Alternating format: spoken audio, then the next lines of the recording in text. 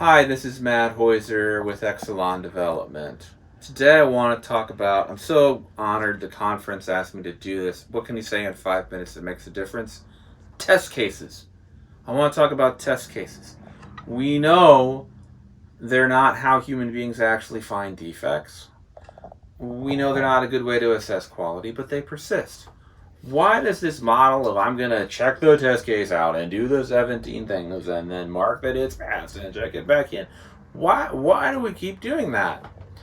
And I think there's three reasons. The first is it's a tool for management. Management has some idea what's going on with them, but it feels like they do, and we take that away and they have nothing. The second is some idea of coverage. These are all of the pieces of the app, and if we do all these things, we've tested the app. And without that, again, we feel like we don't really know what's going on. And third, they do contain little snippets that are valuable. Here's how you set up this complicated scenario. Here's the formula to use to assess to see if the result is correct. Those are really important, but they're hidden inside of the test case, which has a lot less value. So, what do I propose instead?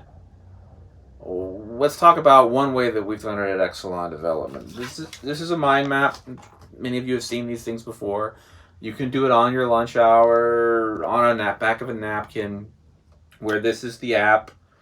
And these nodes represent major feature components, and we have a breakdown. I'm not going to get into in 5 minutes all the philosophy of how you could design your mind map, but if you just start drawing out features and nodes and subnodes, it won't take long for you to come up with coverage of the app. If you use a tool like MindMeister, you can send it to all your friends. They can look at it as a web page. What am I missing? And they'll tell you. And over time, you can create a pretty good coverage visualization of the app. From there, usually tools have things to go in and say status or depth of testing coverage. Here's how deep we usually test this, senior management. We don't test this very deep. And then if they don't like that, maybe we need more time for testing. Maybe we need to create more documentation. At the final end node, we have a link to a wiki. It's an editable web page. Confluence is a common piece of wiki software. This would be what the feature is, who maintains it on the dev side, who's responsible on the test side, how do you use it, how we test it.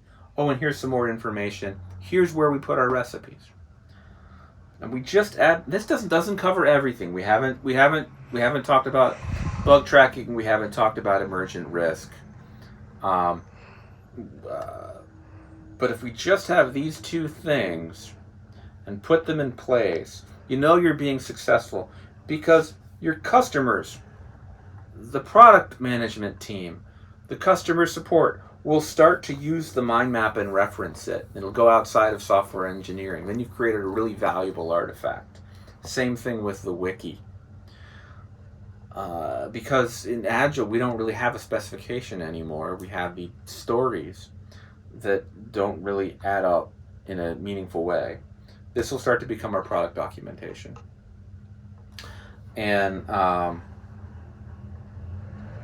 if we do this, I've had customers who start to ask me, wait, with all this, what do we need test cases for anymore? And we retired the test case management system, and it was their idea.